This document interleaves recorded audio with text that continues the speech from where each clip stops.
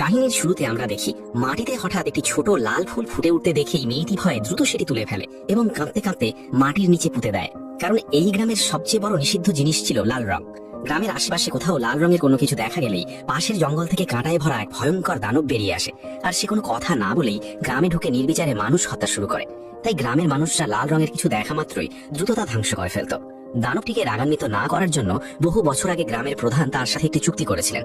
সেই চুক্তি অনুযায়ী গ্রামের কেউ কখনো জঙ্গলে প্রবেশ করতে পারবে না।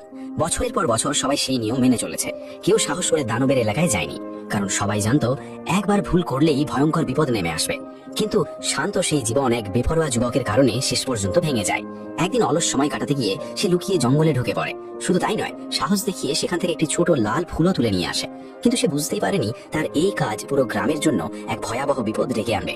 সত্যি সেদিন রাতেই ভয়ঙ্কর ঘটনা ঘটতে শুরু করে।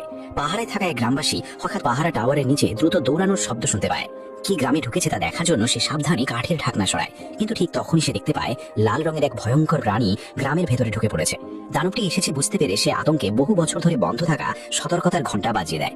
ঘন্টার শব্দ শুনেই গ্রামের সবাই বুঝে যায় বড় বিপদ এসে গেছে। তখন সবাই প্রাণ বাঁচাতে দ্রুত নিজেদের বাড়িতে ফিরে যায় এবং ঘরের নিচের লুকোনো ঘরে গিয়ে আশ্রয় নেয়, যেন দানব তাদের খুঁজে না পায়। কিন্তু এই সময় এক অন্ধ মেয়েটি দরজা বন্ধ করতে রাজি হচ্ছিল না, কারণ তার প্রিয় প্রেমিক এখনো বাড়ি ফেরেনি। অথচ সে বুঝতেই পারেনি সেই ভয়ঙ্কর দানব ইতোমধ্যেই তার প্রেমিকের খোঁজে বেরিয়ে পড়েছে। অন্ধ মেয়েটি অনেকক্ষণ ধরেও দরজা বন্ধ করতে চাইছিল না, কারণ তার প্রিয় প্রেমিক তখনও বাড়ি ফেরেনি। কিন্তু সে বুঝতেই পারেনি ভয়ঙ্কর সেই দানব ধীরে ধীরে তাদের বাড়ি দিকে এগিয়ে আসছিল। ঠিক সংকটময় মুহূর্তে তার প্রেমিক ফিরে আসে এবং দানব উপরে ওঠার আগেই দ্রুত অন্ধ মেয়েটিকে নিয়ে ঘরের নিচের লুকোনো গোপন কক্ষে ঢুকে পড়ে।